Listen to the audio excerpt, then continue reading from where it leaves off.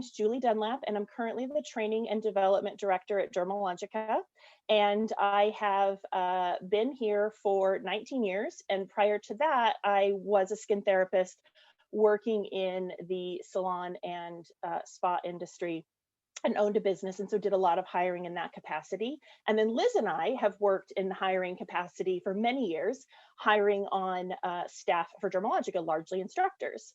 And then I want to, sorry, Danny, you just signed off, but I want to highlight before I forget, Danny's here because she's our amazing moderator, and we have the opportunity for you all to ask questions in the Q&A section there. So Danny is keeping an eye on that session so Liz and I can continue to present and talk to you, and Danny will monitor that, and she will pop on occasionally to pass on your questions to us so that Liz and I can address them. So feel free to communicate with us with your questions there. I know it feels a little removed when we're just sort of staring into the abyss of our cameras, but we know that you're there, and we see you there, that you're there, and Danny will help us with that. So sorry about that, Danny. Thank you. And then I'll pass it over to Liz so she can introduce herself as well. So first I'm going to apologize. I have a cold, so I'm going to sound a little bit congested and nasally. So forgive me and bear with me. But my name is Liz. I've been here with Dermalogica for 13 years now. But I've been in the recruiting field for almost 20 years. So yes, that means I probably started when I was about 10 years old. But I've worked in recruiting in various fields, and the concepts are really the same, whether you're in the mortgage industry, whether you're in the skin care industry. Job hunting skills really apply to everyone, and they really go across industries. So I'm really excited to be here to share, our knowledge with everyone, and hopefully we can give you some great skills to apply, for yourself. I think so. And we wanted to call out, I kind of alluded to this before, remembering that Dermalogica is here for you in many ways. And one of the key things that you can be doing, if you haven't already, or if you did this when we first launched it, it may be time to revisit. If you did it and then you weren't working for a while, you may not remember a lot of these clean touch principles, but the clean touch certification is something that we put together so that you could access training resources to feel confident on what will make sure that you are keeping a safe and hygienic treatment room, treatment standards, and then pieces that you can display to your clients or potential clients so they feel comfortable knowing that you are trained, you're going to provide them the safest environment possible, and it's safe for them to come and have treatments with you. And I think COVID, regardless, highlighting standards, highlighting hygiene and how you have exceptional training in that area is just one other way that you can stand out to clients or potential clients. So you can find this Clean Touch certification course on dermalogica.com/inthistogether. And we've got a ton of resources there as well. And it's also on our new Dermalogica Pro site, which we'll highlight towards the end. So I just want to call that out. So as I alluded to, we're always in a changing industry. We're always evolving. Our industry changes quickly. It's important that as we move through the industry as therapists, or maybe you're looking to get licensed soon. I know we've got some people attending today that are in school and in that exciting phase of getting ready to be licensed. It's more important than ever to be aware of the changing trends and the changing needs of our industry to make sure that you can stay relevant. Whether that's relevant in how you communicate your skills in the job search, whether that's your actual skills themselves and making sure that if you were trained years ago, that you're not just relying on skills from, decades ago. So we're going to help you, as we mentioned, take you through some key things that will help you stand out as relevant and modern in this industry. So first things first, we want to look at, what does your resume look like? How long ago was it done? Have you done one? Regardless of where you are in your career, it's important that you always have an up-to-date and modern resume. We want it to stand out in potentially a pile of others and be that first opportunity to showcase who you are and what you bring to the table. So a resume must sell you to the employer. So you want to make yourself attractive on paper because that's your first impression to them. So we're going to cover a couple of things here, but in terms of design, does it matter? Yes. You want to make sure that you don't go overboard and pick an intricately decorated resume format because it's going to make it difficult for the recruiter or the hiring manager to read. You don't know if your resume is going to be the first resume that they read for the day or the 100th resume. And if it's a 100th resume, by that time, human nature, their eyes are going to be tired. So you want to make sure that it's easy for them to read. Pick a simple design. Leave enough white space. So I review tons of resumes, and sometimes it's the whole page is filled from edge to edge with words, and that's difficult for the human, eyes and mind to really process, especially after reading a lot of resumes. So you want to leave a lot of white space, and I always recommend at least a 3/4 inch margin on the sides, and then pick a font size that's no smaller than, I would say, about 11 points. And also pick a font that's easy to read. So I would steer clear of any cursive type of fonts. Pick really easy to read ones like Arial or something like that, something similar to that. Number two is make sure that you're reachable. For me, I get a lot of resumes through our applicant tracking system, but when I review resumes, I'm usually downloading them and then I review them versus going through the applicant's whole application. So as I'm reviewing a stack of resumes and I find a resume that I want to contact, sometimes I can't find the contact information. They forgot their phone number, they forgot their email, and then I'll have to put it aside and go back. Then I tell myself I'll go back later, but sometimes I may not get back to it until I've reviewed maybe another 20 resumes, and by that time you may have lost that opportunity for that person to contact you. So make sure that you're reachable. Make sure that your contact information is on it. I would prefer it at the top of the resume as well, and also make sure that the phone number is correct. I've had many instances where I've called the number and it's a wrong number. So you don't want that to happen. You don't want to miss that opportunity. Show off your skills. So on this resume example, you see that the key skills are listed at the top. You see a table of soft skills and hard skills. And I think this is a really great way to highlight your skills. When recruiters and hiring managers are looking at resumes, they're looking to see if you have the skills that they need for their position. So you want to make that information, very easy to find, and also very easy to read. So instead of putting your skills in a paragraph, like a little bullet point or table makes it a lot easier to highlight the skills that they're looking for. List your experience. So next comes your experience, right?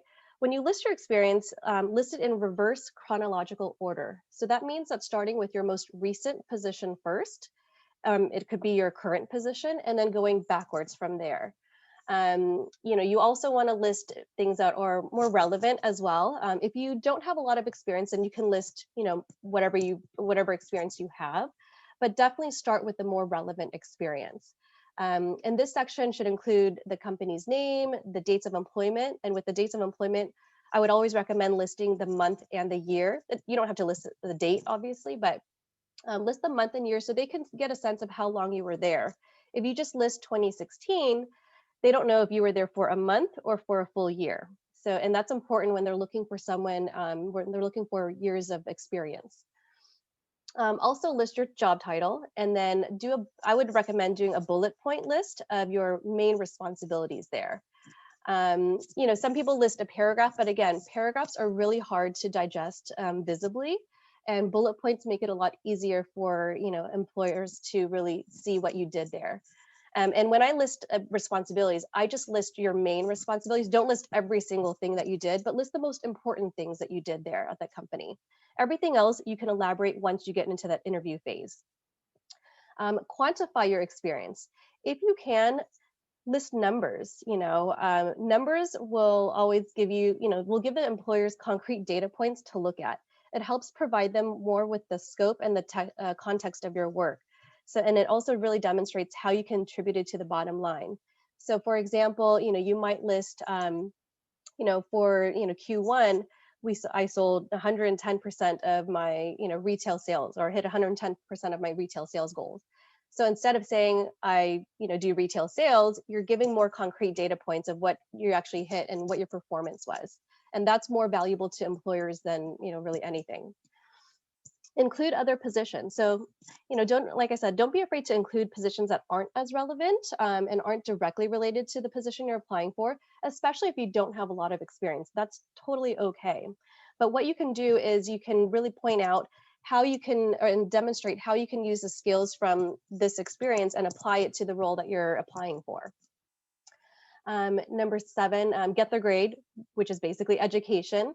If you have education background, then definitely list it. If the position requires it, in this industry, most positions will likely require an esthetician license or a cosmetology license.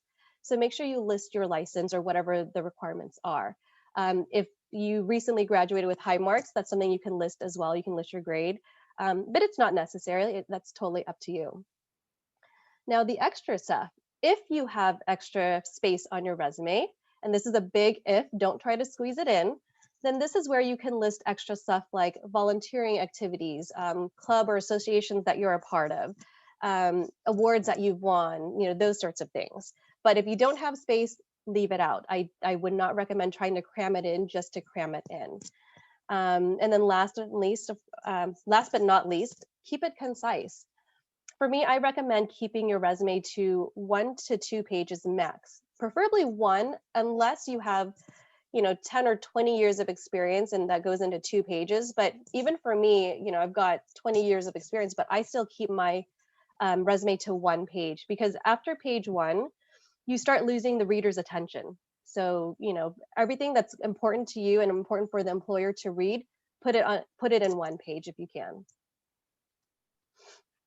Great, thanks, Liz. And I think that, in summarizing that and giving you a few extra pro tips, think back to my point that this might be your opportunity to first stand out and give that recruiter, that hiring manager, the opportunity to see that okay, this person is someone who I want to speak to and get to learn more about.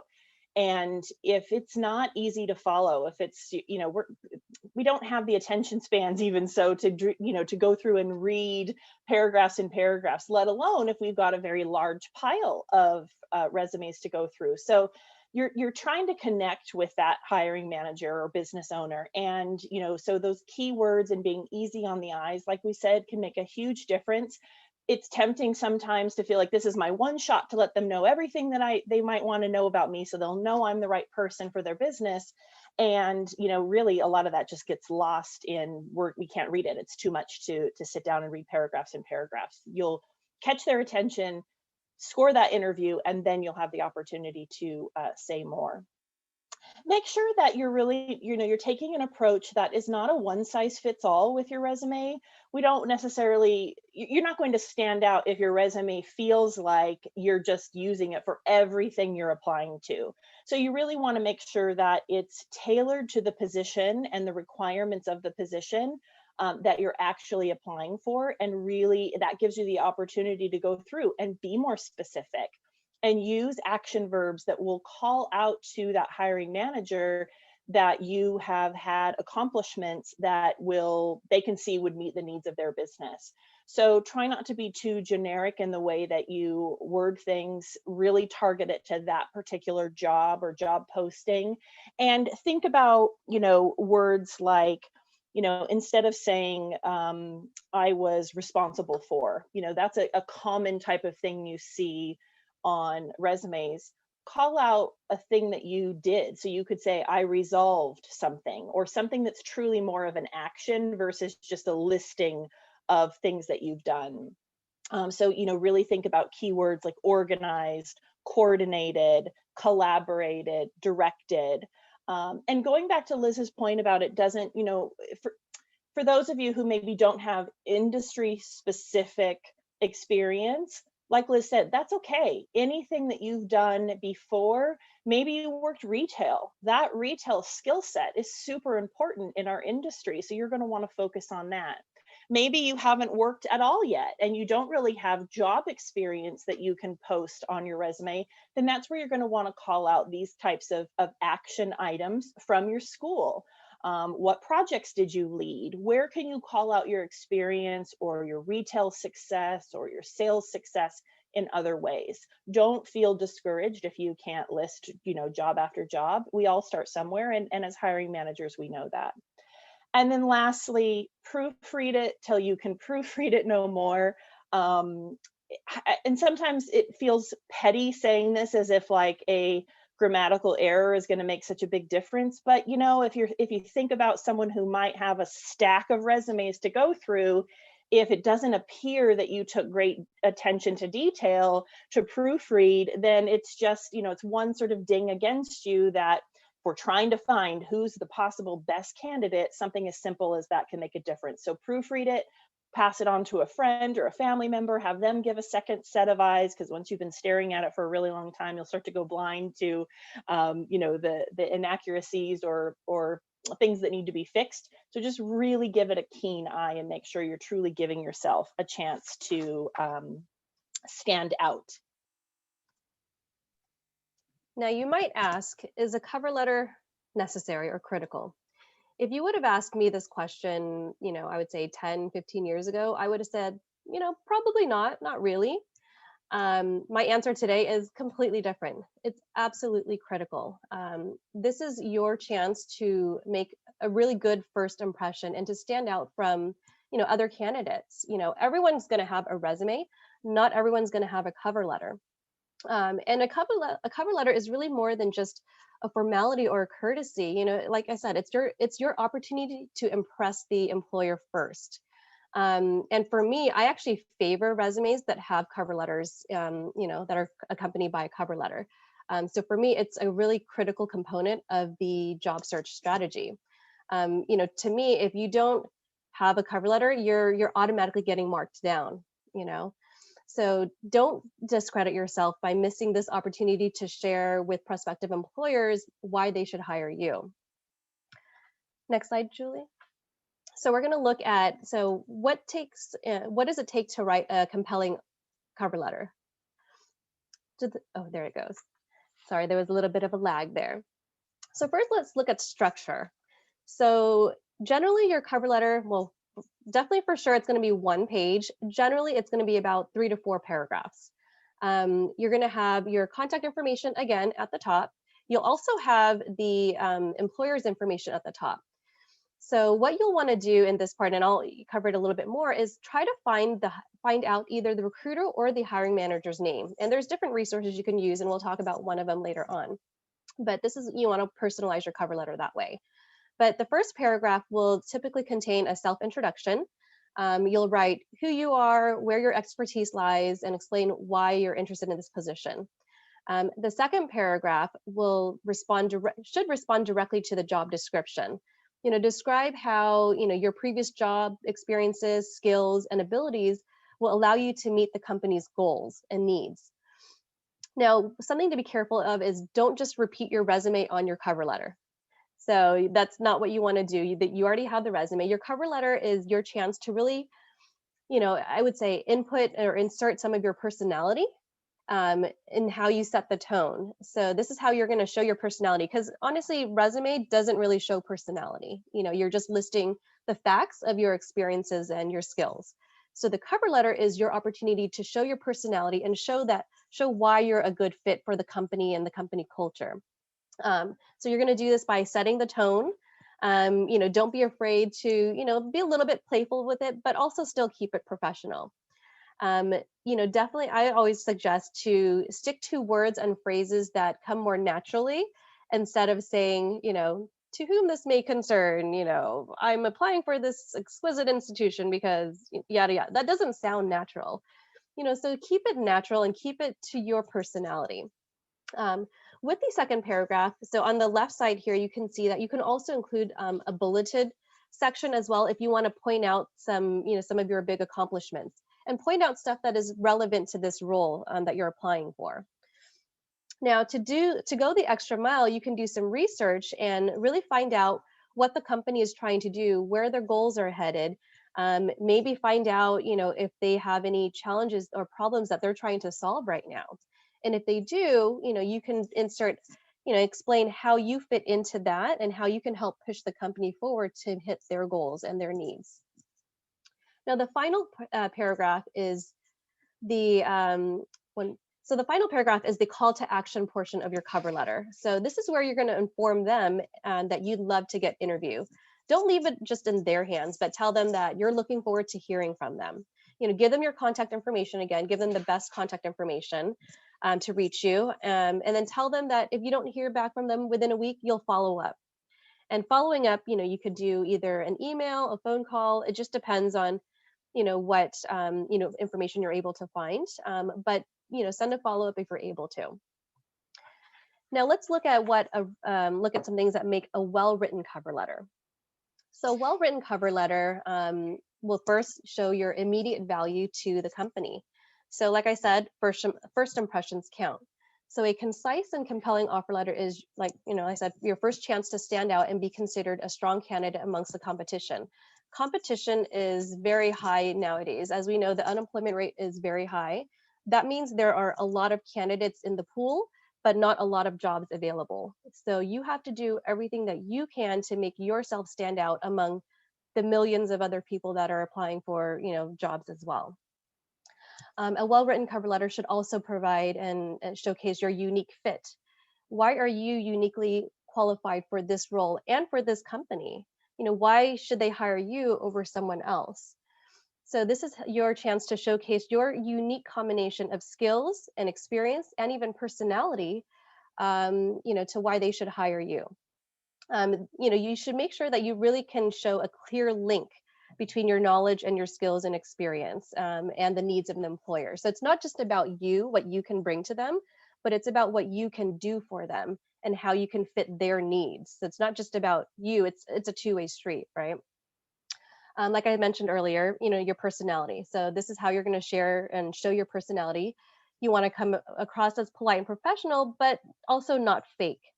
You want to give insight to the employer of what type of person you are. Are you going to fit into the company culture? Are you going to fit into the team dynamics, right? And last but not least, enthusiasm. So for me, when I'm looking for candidates, I want someone who is excited about the opportunity. I want someone who is excited to work for this company, not just someone just looking for another job. That's not who I want. So your cover letter is your chance to show how excited are you? Why do you want to work for this company? That's what I look for when I look at cover letters. So it's an opportunity to really express how enthusiastic you are and demonstrate, the value that you'll add to the employer. What I also would recommend is, take the time to research the company, and through your research, that'll show the employer that you understand what their needs are and why you're so excited. It's not just another person, applying for another job. Yeah, I think that, to recap what Liz was saying and give you some pro tips here, you're trying to connect. You're trying to find some sort of personal connection with the person that is hiring or running the business so that they can see, like Liz said, that you're a good fit, that you would fit into that business structure and that type of culture, because not every job is for every person, not just based on skill set, but it really does come down to your personality and how you work. That's a big part of what someone's looking for when they're looking to hire. So really make sure that you're thinking about that it's, again, easy on the eyes, that it gives you the opportunity to highlight who you are. So just like we said with resumes, don't make it one size fits all. Probably even more important in a cover letter to make sure it's not one size fits all, because that is really where you are, like Liz said, kind of highlighting who you are, and it's a little less formal. And if that just reads like this is the same cover letter that's gone out to everyone, then it really isn't a cover letter. It's not personalized, and it doesn't give us the opportunity to see who you are. So really lead with that elevator pitch of what you're bringing to the business, how your skill set is going to make you the perfect candidate for this particular job. And as Liz said, make sure it's not a paragraph version of what you put in your resume. It's your opportunity to say some of the things that maybe didn't fit or just weren't the right place on your resume. Always thank the reader for their time and consideration, but certainly not, like Liz said, in just the real generic, verbiage that just reads like it's to whom it may concern. Again, this is your opportunity to be honest and forthcoming with kind of who you are and your personality. And as I said, make sure those cover letters are start to finish unique for each job. You can use one as a template, of course, but you want to make sure that you go through and you edit it so it truly reads like you're writing it to the person who's reading it. It's a letter, it's not a document. And so because you might be really doing a lot more editing in a cover letter template to, write new ones for every job you're applying for, don't forget our proofreading tip as well, because this is where you could really start to make some, accidental cut and pastes and things that you miss. And there's probably more opportunity for errors. So really make sure that you're taking that, aggressive proofreading approach before you send it to anyone. So LinkedIn, hopefully you've all heard of LinkedIn, but we're going to talk about how to utilize LinkedIn to really build your network. So first, we're going to talk about why is LinkedIn so important? Is it a delay on my end, Julie? Give it a second. I hate to keep pushing it because I'm always afraid that it's going to just go crazy and go 5 slides ahead. So yeah, it's delaying. But I'll keep trying and hope it doesn't go to the end of our presentation. I don't know why it does that just in the middle. There we go. That's okay. All right, great. I mean, technology is great when it works, right? Yes. All right, so the first reason why LinkedIn is so important is that you can use it to build your brand. Just like companies build their brand, it's important for you to build your professional brand and, show employers how you stand out from others in your industry. What makes you marketable? So LinkedIn is a great tool, and it's free to use, to build your own brand. Yes, you can use a personal website to do this, but personal websites often cost a lot of money, a lot of time, and to finesse and really make it look good. So if you want a quick way to get up and, start building your brand, LinkedIn is it. Second, it has a powerful job board. LinkedIn has more than 55 million companies listed and also over 14 million jobs. And sometimes that can go to 20 million jobs, depending on the job market. But you can really use its powerful, robust job board and even apply to jobs directly from LinkedIn. A lot of employers, including us, we have a direct link on LinkedIn where, if you have your profile, you can just click apply, and LinkedIn will transfer all that information into the employer's applicant tracking system. So it makes it a lot easier for you to apply your jobs most of the time in a few clicks at most. Even if you're not actively, looking for new employment, I always suggest, set up job alerts based on your career interests, and then you'll regularly receive emails on it. Because to me, you should always be open to new opportunities. You should never close yourself off, right?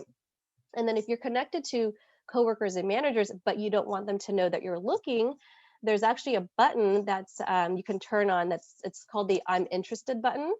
And this button will actually essentially broadcast to recruiters to let them know that you're interested in a new opportunity, but it'll hide that fact from your own coworkers or anyone at your company. So just a little tip there. Now, recruiters and managers. So recruiters and managers are on LinkedIn. 87% of recruiters regularly use LinkedIn to search for candidates, to post jobs, etc. So earlier when I talked and mentioned on the cover letter about doing some research to find out who the recruiter or hiring manager is for the position you're applying for, LinkedIn is one of the best places to search for that information and to do your research, not just to find the recruiter and manager, but also do your research on the company. Like I said, 55 million companies are listed on LinkedIn. Now, Google ranking. So Google ranking, chances are that if you have applied to a job, the employer has probably Googled your name to see what they can find on you, right? If you've never Googled yourself, you should definitely do that. I would recommend it. And you want to know what pops up under your name, right? And then also you want to know, does your name pop up on the first page or not? The benefit of LinkedIn is that, one, ranking on Google's first page can be difficult because of the algorithms and all that stuff. But Google likes LinkedIn, you know what I mean? So it's a professional networking site. So they actually rank LinkedIn profiles and pages higher on their list than other websites. So this is a good way to get yourself ranked on Google, if that's what you're looking to do. And then network, network, network. LinkedIn started as a professional networking site. Yes, it's grown to so much more, but you want to definitely take advantage of this important tool and network.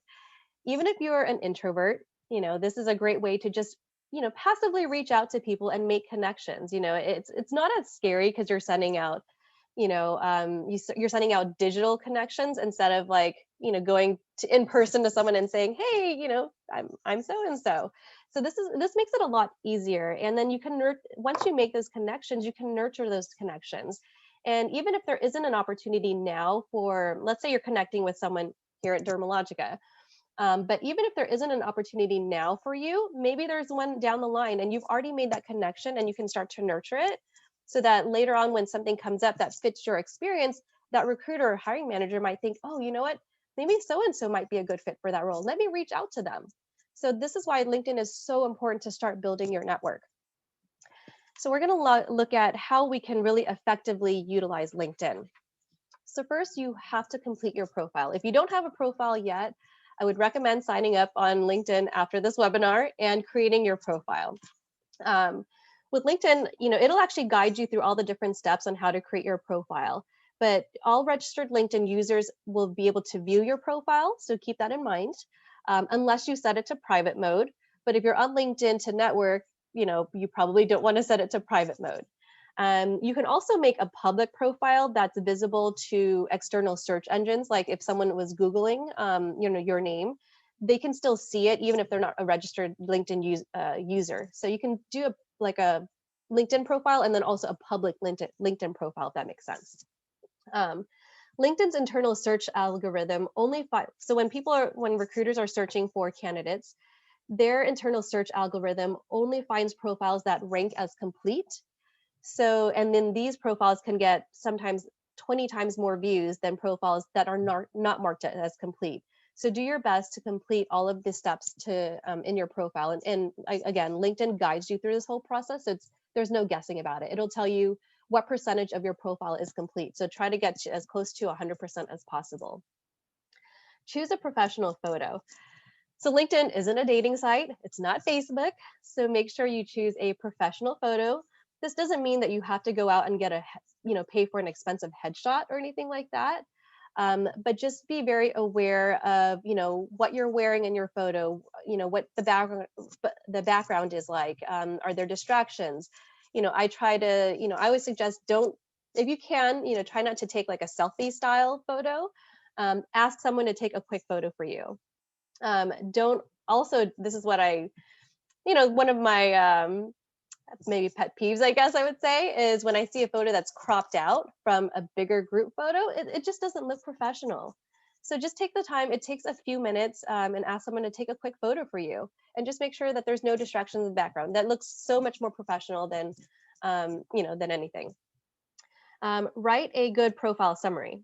So your LinkedIn profile summary is really your first chance to put your best foot forward, especially if you're interested in new job opportunities, right?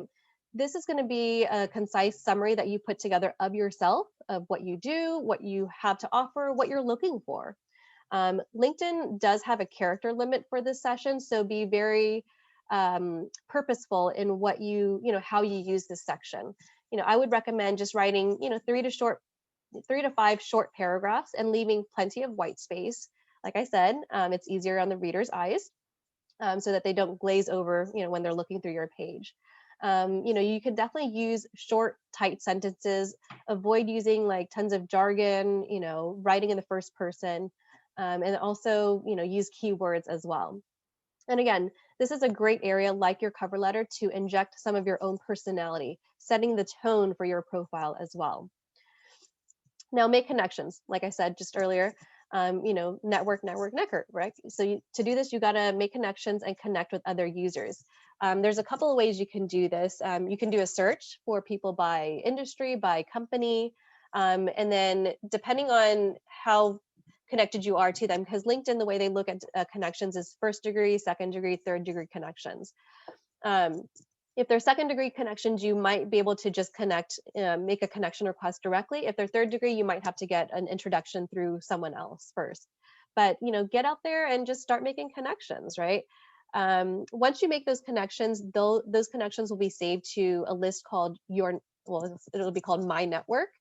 And this is where you can see the person, you can go back and see who you're connected to, look at their profile. You can also see who they're connected to, and maybe it's someone else that, you can grow your network that way. I would say I would aim for at least, 50 or so good first degree connections to make to start, and then grow from there. Now, recommendations and endorsements. So recommendations are, things that your connections can write for you. So they can write a recommendation for you based on your, skills or experience, their experience working with you. And these recommendations will show up on your profile. So these are great to collect.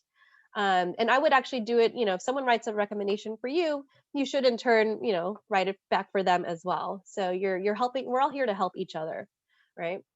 Now, endorsements are a little bit different. So endorsements are basically a list of skills that you have on your profile, and then people, your connections, can endorse, and it's for them, it's a click of a button.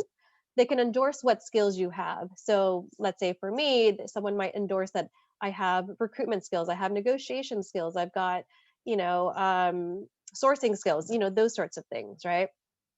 So the more people that you can get to endorse your skills, the higher it'll rank as well.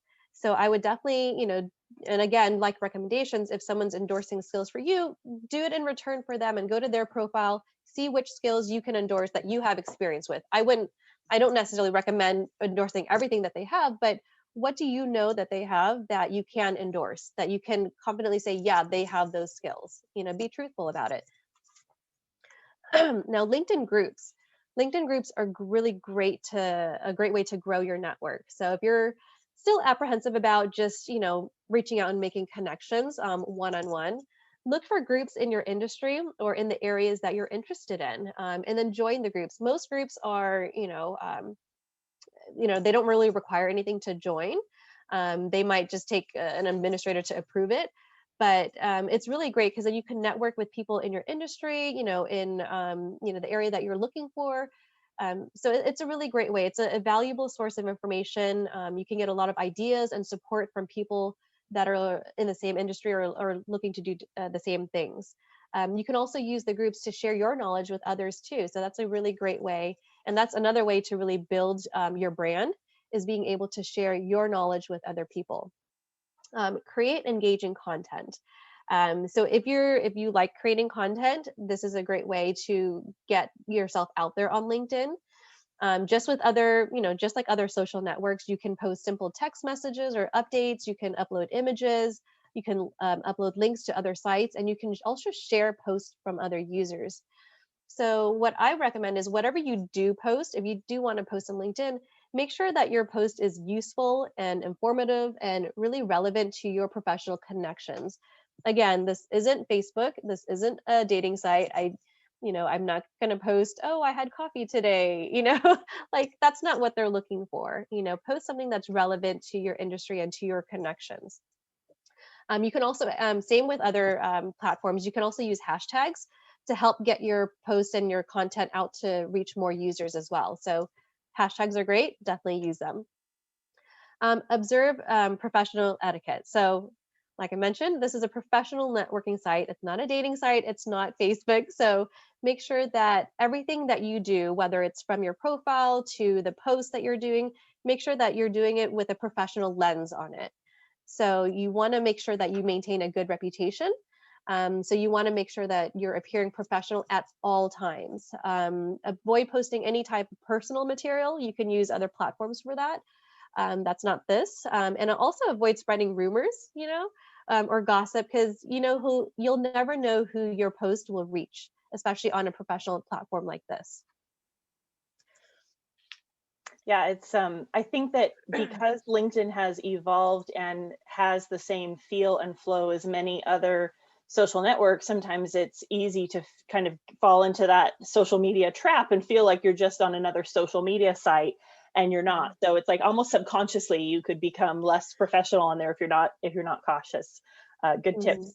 So you've gone through all of this, you're using LinkedIn professionally, you've got your complete resume, your cover letter, you get yourself an interview. Okay, so now what? Now you're really nervous. Now you want to really make sure that you are taking the opportunity to make the most of this interaction, because this is now your opportunity to show that hiring manager that you're a good fit.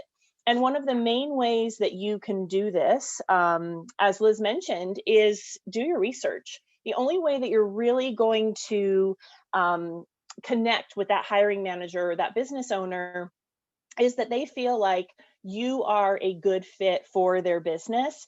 And you need to be able to tap into that in the interview. And you're going to be able to do that if you know finer details about their business. So you're going to want to search online and really get to know them from the content that's there. You know, what seems to be their core values, what makes them unique, what maybe are their key services or their leading services. If you go into an interview and you're speaking constantly about A, B, C, and their leading services or their uniqueness or point of difference is X, Y, Z, then it's a huge miss. So, you know, you've really got to take this as that opportunity to connect with them and their business. What brands do they carry? What can you kind of get familiar with in terms of how might that tie into what you bring to the table based on the brands that they retail or use in their services? Some other great insight that you can get when you're researching is reading customer reviews. Now, we know that customer reviews sometimes, it's not always an accurate depiction of what's truly happening in a business, because we tend to take time to express our dissatisfaction more often than we take the time to express our satisfaction. But it can give you some insight into the core values and the way that they operate and what they might be looking for when you piece all of this together. Make sure that when you get to that interview, that you know your resume backwards and forwards. It can't be that the interviewer is calling something out and you're like, oh, I forgot that I put that on there. Yeah, you've got to remember and know 100% the dates, the names, everything that's on there.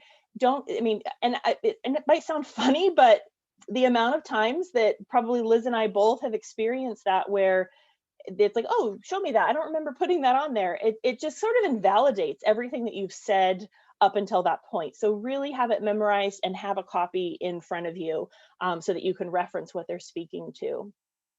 And then Google your interviewer, or go to LinkedIn and essentially Google your interviewer. You'll get to know them a little bit, and it'll help you. Again, remember, this is your opportunity to connect and find that opportunity to highlight your point of difference. So these tips on researching before you have your interview can really help you. Now, questions. At the end of the interview, when your interviewer asks if you have any questions, don't say no. Unless you asked a ton of questions during the interview, you want to make sure that you come prepared with questions to ask at the end of the interview. This tells the interviewer that you're there to learn more information and you're very interested in the company and in the role. Now, what questions can you ask? So first, you can ask more questions about the job. So some questions to ask about the job could be, what are the characteristics of someone who would succeed in this role? This is something that you probably wouldn't have covered during the interview yet. So this is a great opportunity to ask it at the end of the interview. You can also ask, how would my performance be measured? What are some of the challenges you've seen people in this role or on this team encounter? And what does the career path look like for someone in this role? So these are questions that you can ask that are specific to the role. You can also ask questions about the company.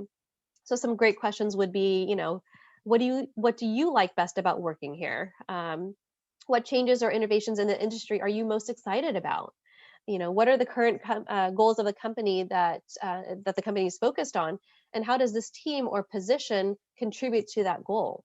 What gets you excited about the future of this company? Or maybe what challenges is the company facing right now or will be facing in the next couple of years? And then also you want to ask questions about the culture, because you want to make sure that this position, as much as this position is right for you, or you're right for them, it's also right for you. It's a two-way street. So the culture is such an important part of that. So make sure to ask questions about it. So one, how would you describe the company culture, right?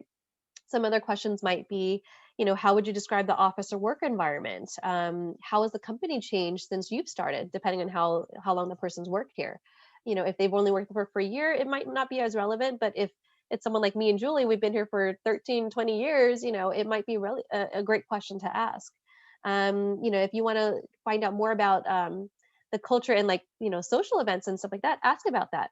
What are some of the company's events or employee events? What does the company do for employees? Those sorts of questions are really important, especially if you want to be an employee of the company. You want to know, is this the right place for me? Right. So make sure you come prepared with questions. Yeah, I think that I feel like sometimes people don't ask questions because they really just want the job. They really just want the job, and they don't necessarily want to dig into anything that could start to open up, conversations about maybe how they're not the right fit, and they just want the job, and they just want to leave it at that. And you've got to remember that it goes back to you're trying to make that connection, and the only way you're going to be able to do that and really highlight who you are and why you're a good fit is by digging in a little bit deeper and really making the most of that time. So don't be intimidated or feel like less is more in that. Being silent and not having anything to ask is not going to help you stand out and connect. So other things to think about that will help you stand out and connect is you've got to make sure that you dress the part. You've got to dress the part that's relevant to the position that you're applying for. And, we know as hiring managers that when we are interviewing someone, that that is really they're at their peak, they are at the best. You're going to take the most time and effort usually if you're about to have an interview. And so if you're not looking professional, and we know that that was your biggest effort to become professional, then we know we're probably going to have issues when it comes to professionalism in that way. Really make sure that you are arriving on time, or even better yet, a little bit early. Don't arrive too early and then sit there and stare them down for the next 30 minutes. But be ready to go so that at your appointment time for the interview, that you're prepared. As I mentioned, bring an extra copy of your resume. I would always bring two so that if they don't have it handy, you can give one to them. There might be someone else that's interviewing that you didn't know was going to be there, so it's kind of nice to have an extra one. And then have one for yourself, so that you can follow along or just be able to reference it, so that you're not like having to say, show me that again, what part is that? You've literally got it right in front of you.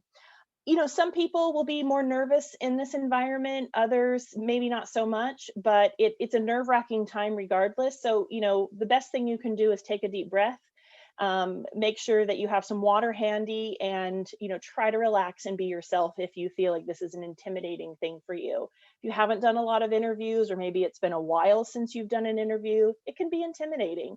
And most of the time, hiring managers are fully aware of that and expect some of that. And we take that into account when we see that someone's a bit nervous, and we'll typically try to make them feel more relaxed. But know that if you feel like, oh my gosh, I was so nervous, I blew that interview because I was so nervous, as long as you're trying to take a breath, be yourself, chances are you'll settle in and do just fine. And we'll understand if you were a little shaky or a little nervous, because this is a life altering decision that might be made, and we know that, so that's okay. There's a whole great TED Talk that you could follow up on as a piece of homework, with Amy Cuddy, and she talks about being able to strike a power pose, and it's a really great body language type of talk that really helps you, especially if you feel like you need a bit more confidence, or you tend to get really nervous in those environments. Be a great TED Talk for you to watch, and pick up some tips. And then just simple things like smiling and introducing yourself. It sets the tone of just a little bit more of, yes, I'm trying to connect with you. I want to get to know you. I want to get to know your business, and I want you to get to know me. If you just simply start with some deep breaths, take a sip of water, smile, and introduce yourself. And, in today's environment, we know that many of these interviews may be virtual. And I think that even post COVID, we're going to see more and more of this. Everybody's gotten much more comfortable with using technology to replace some in-person interactions. So I think that, I think even just to previous, what might have been a first phone interview, instead of being a first phone interview and then in person, that first interview would just automatically be a video interview versus telephone. So you really got to be prepared for this environment, and a few things that will help you. Always check your technology in advance. You can't necessarily, predict when you're going to have issues or outages or things. It's always a bit nerve-wracking, but if you're prepared, you've checked everything's working before you actually get on that video interview, you're going to be more confident, and you're going to be able to possibly prevent any issues that you just weren't aware of before. Just like in person, be on time. Don't log on to Zoom or Teams or whatever it is, FaceTime, what have you, late. Be ready to go, or at least a little bit early. And then, you can really Google a lot of great tips in regards to lighting and making sure that you, especially if you don't, you may not do a lot of professional interactions over video. And there's a lot of really simple things you can do without necessarily investing in anything that can just give you an opportunity to literally shine and not get on there and realize, oh, shoot, I'm backlit and now I look dark, or, look like I'm in the witness protection program. There's simple little things that you can do, and you want to do a little bit of Googling of that if you haven't already first. Make sure you've got a professional background. So whether that's a actual backdrop, something that's plain, you don't want it to be that somebody's just really completely peering into your personal space. You might want to set an actual backdrop if you don't have a space that you can go that is kind of, plain with a plain background. Do your best to secure a quiet space. We know that obviously if you're doing this from home, that may be out of your hands, but at the same time, if you were leaving and going to an in-person interview, you would have made arrangements for your kids, for your dogs, what have you, if you were leaving.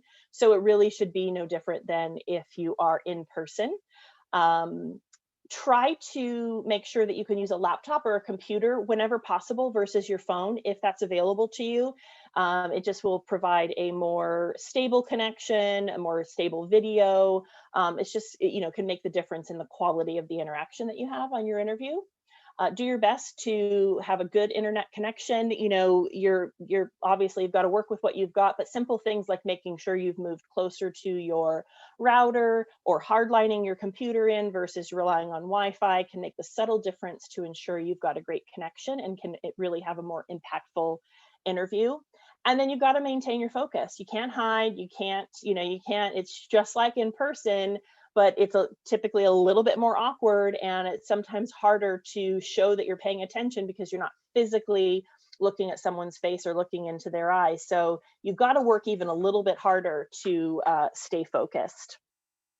And then, what might happen, it really depends on the business and what their hiring procedures are, but we still see a lot of people doing some sort of trade test skill to assess your skill set. And the biggest tip I can give you here is don't assume you know what they're looking for in that trade test. Find out specifically what they want you to do, what kind of treatment they want you to perform. Ask what they're looking for so that you can put your emphasis on practicing that particular treatment or skill, and you can really highlight and hone in on that versus just going in and trying to show off what you think you know the best. You can do a little bit of that to highlight what you bring to the table, but it's really got to tap into what they're looking for.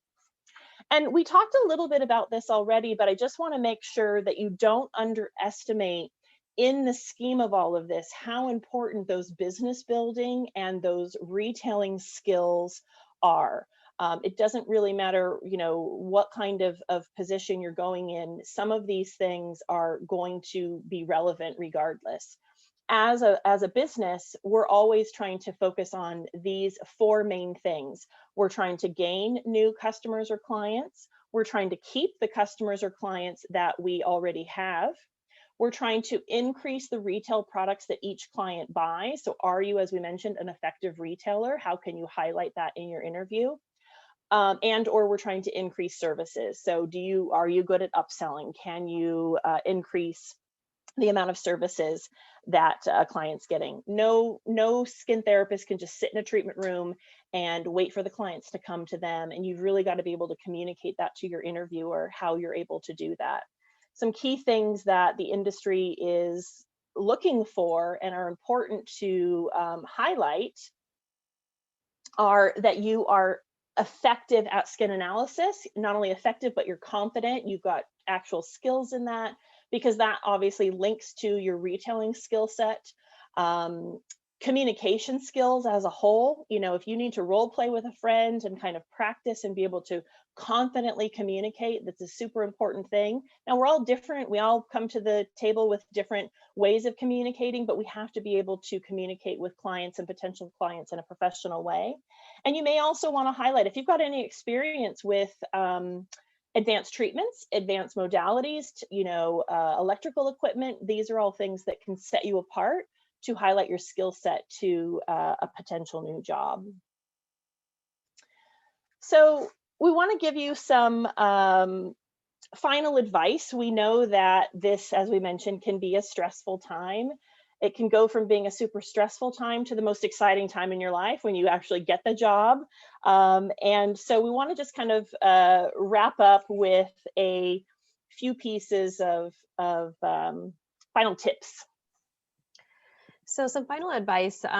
So first, references. Make sure that you do have references, professional references available upon request, but you don't need to list it on your resume. You don't need to include it with your application until they ask for it.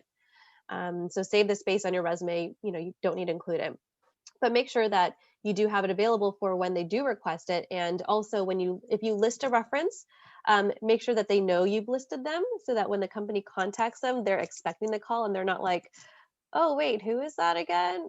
That's not great. So make sure that whoever you do list, you let them know. Voicemails and emails.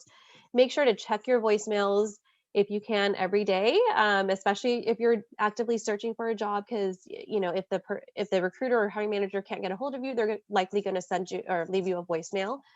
In your emails, make sure you check your spam or junk folder as well.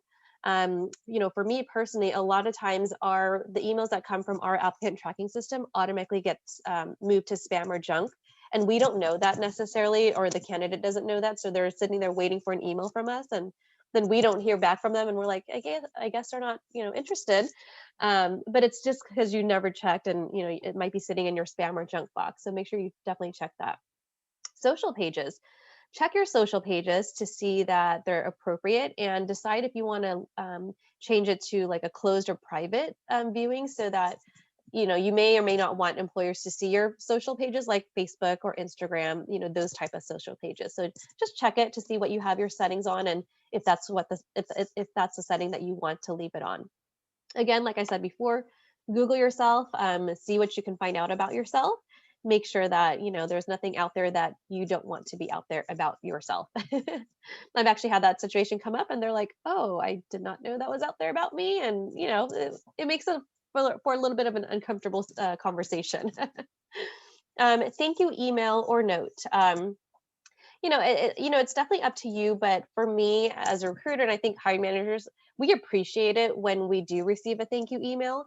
And really, for me, a thank you email is a great opportunity to kind of wrap up and summarize. And this is after your interview.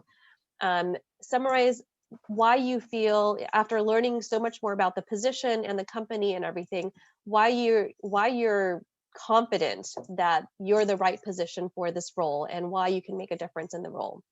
So I think a thank you email is a really great way to do that. And is it necessary? I would lean towards yes. We don't get a lot of them, honestly.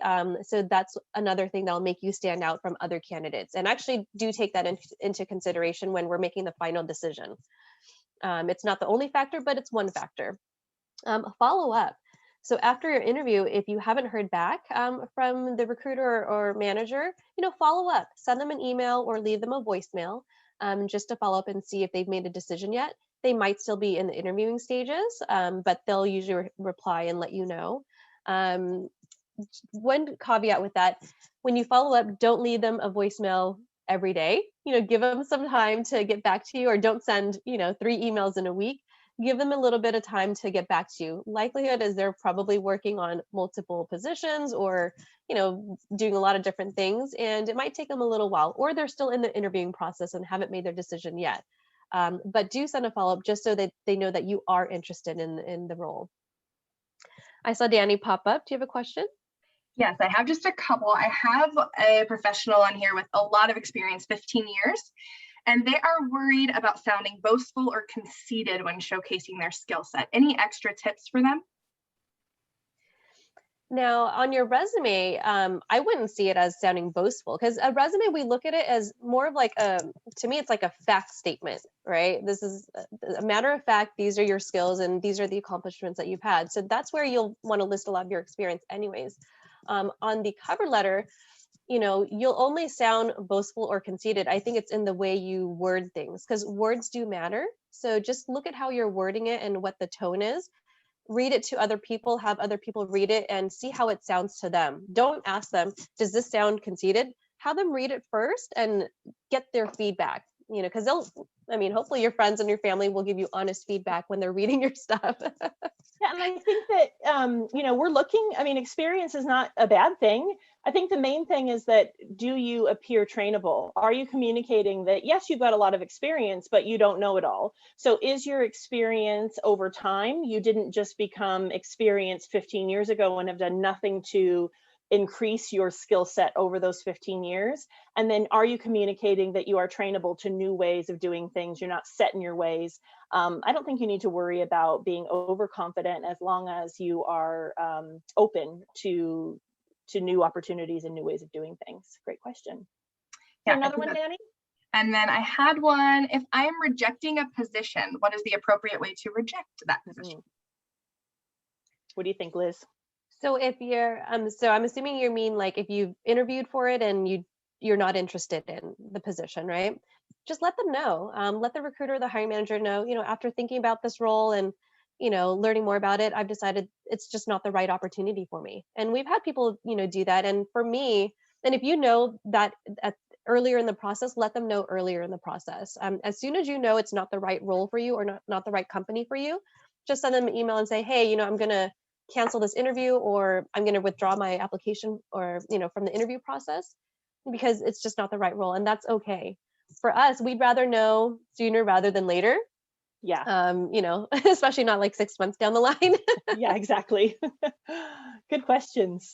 I know that we're out of time, and I just want to close off with a couple of things, and we'll let you go about your day. We will do some follow-up with you. We've got a couple of follow-up pieces that can be very helpful to you in your job search. And we know that there's lots of different areas that you might go into as a professional skin therapist or someone in the industry. And so there's a couple of things that we've put together that seem to be helpful to people. One is a top 10 list of pro tips if you are going to venture out and do like a salon suite rental, something that's a bit independent, maybe a room rental. We're seeing a lot more of this in today's climate in the industry. So we've gathered some pro tips that will help you in that specific arena. So we'll follow up with you and send that out, so you've got that if you need it. We've also got a list of our Dermalogica business consultants, and some of them are very specific by state, and then some of it starts to get kind of tricky. So we've got a number you can call and tell us, where are you? And then we can put you in contact with your particular business consultant. But this is great if you are ready to venture out on your own and you are looking to bring Dermalogica in. We can then put you in contact with a business consultant who can help you see everything that Dermalogica comes with when you use Dermalogica as your professional skincare choice. So we'll send both of those documents to you. And then, as I mentioned, I just want to highlight to make sure that you know, because we do have a new pro website. So you can go to pro.dermalogica.com. And this is a great all-in-one website for you to navigate and really see all of our resources. So like I mentioned, Clean Touch certification is also here. You can sign up for all of our classes there. You can navigate our expert program. And you can also go straight to dermalogicalearning.com. So just want to make sure that you know those unique web addresses, because may be new to you. So I know we're a few minutes over. Thanks for hanging with us. We hope that you at least picked up a tip or trick or two, or gave you food for thought, or put something down on your, I better research this and Google this a little bit more. We want to support you and help you. Reach out to us, connect with us. We've got our main social feeds here. I'm Dermalogica Julie on Instagram. If you'd like to connect with me there, feel free to message me there as well. I check those messages pretty frequently, so I will respond if you might think of another question later that you forgot to ask or didn't want to ask in a group setting. Don't hesitate to reach out. We want you to be successful. So thanks for your time, Liz. Any last thing that okay. Yeah, no, I dropped my LinkedIn profile in the chat there. So if you want to connect with me, feel free to reach out, and I'm happy to answer any additional questions you might have as well. But thanks so much, everyone. Awesome. Thanks, everyone. Have a great day. Hope to see you again soon.